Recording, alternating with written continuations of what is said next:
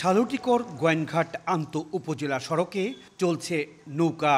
সড়কের ওপর দিয়ে পানির স্রোত বয়ে যাচ্ছে।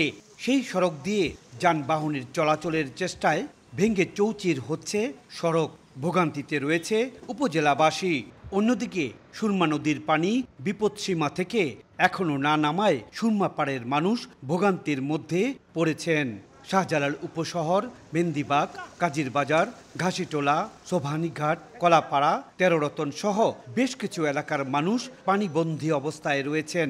ব্যবসা প্রতিষ্ঠানে পানি ঢুকে পড়ায় বন্ধ রাখতে হয়েছে ব্যবসা। বেচা কিনা বন্ধ, মানুষ আইতেও পারে না, পানি লাগে, দোকান বন্ধ। 2022 সালের ভয়াবহ বন্যার পর সুরমা নদী খননের উদ্যোগ নেয় পানি উন্নয়ন বোর্ড, কিন্তু সেই কাজ শেষ না হওয়ায় সুরমার পানি পার উপচে নগরীর পথঘাট, বাসাবাড়ি ভাসিয়ে দিচ্ছে।